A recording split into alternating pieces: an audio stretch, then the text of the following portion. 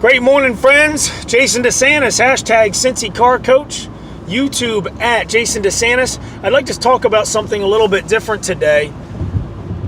We talk a lot about emotions, the management of them, emotional states of mind, your overall happiness, stress and anxiety, how to balance all that. Well, here's a subject matter that has a lot of influence on those things. Money. Money, money, money. It can do a lot to your brain when you hear the word, right? You can get excited and how much you want, what you wish you had. You can get depressed about how tight it is. Okay, so let's talk about that because I think that's a big deal. I think money, your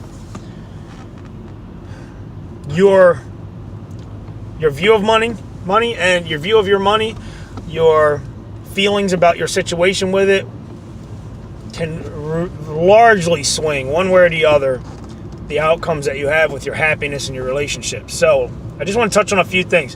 I'm no expert. I'll tell you what. Matter of fact, my best friend, he is an expert. He's a CPA. He's like I think they call it comptroller of a Fortune 500 company. Real proud of this guy. You know who you are. Shout out to you, brother. But he's very good at this stuff. He's a bean counter. Seems to like it too. I think it's really weird.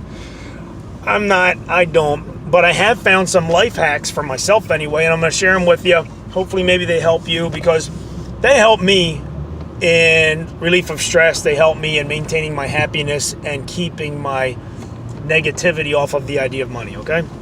So let's break it down. Your money is made up of four things. You've got an income, you have expenses, you may or may not have a savings, and you may or may not have debt. Those are the four major pieces, right? Let's break them down. So income. Let's face it, if you went from $30,000 a year in income to $1 million a year in income, you would imagine yourself being a lot happier, things being easier. Maybe you would, maybe you wouldn't, but guess what? That ain't going to happen.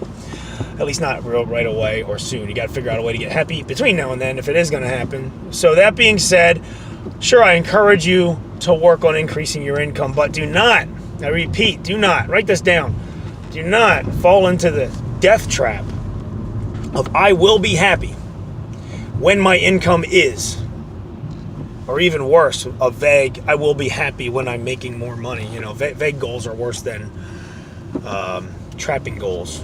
Because basically what you're saying is I refuse to be happy until, right? If you ever say, think about that one, I'm going to remember this for myself. If you ever catch yourself saying I'll be happy when, you're ultimately telling yourself you're refusing to be happy until. That's insane. How stupid is that? Don't do it. Okay, that's income. Expenses is a much easier way to create relief for yourself, all right? How do you reduce expenses? There's a billion ways. I've got some tricks that I came up with. Here's one. You might laugh at me, but it works like a charm. If you ever catch yourself on a shopping spree, you ever been to a Target or something for a gallon of milk and you wind up with $40 of stuff in the basket? Cool, fine. Go through with it. It's stuff you want. You have the money. No big deal. But have a place where you save those receipts. Give yourself the out, right? But you know, TV commercials, they say money back guarantee. If you don't like it, you can return it, right? If you don't like it, you can return it. I returned many an item in a pinch because I realized I didn't really need it. It was an impulse buy. So keep your receipts. That helps with your expenses.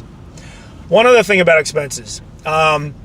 Pick one thing that is part of your daily routine that you would be willing to cut out. A small thing, a very small thing. Here's a couple examples. Running through the drive-thru for a coffee on the way to work.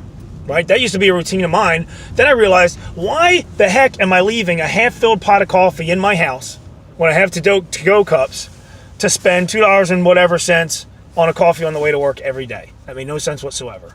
Doesn't sound like much, but it adds up. Cut something out. Lunch.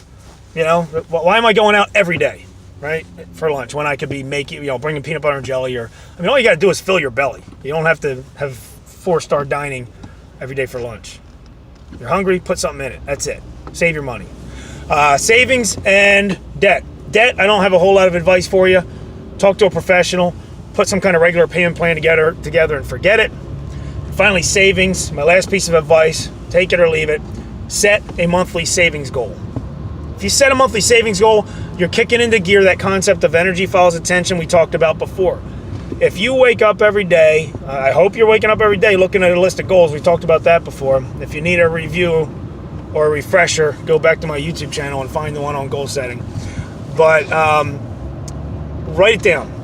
That's been helping me recently. Energy follows attention. When you get paid, if you just got done looking at your goals that day and it said, I will save this much this month, guess what you're going to do? You're going to put some aside. And it's going to become more and more important to you.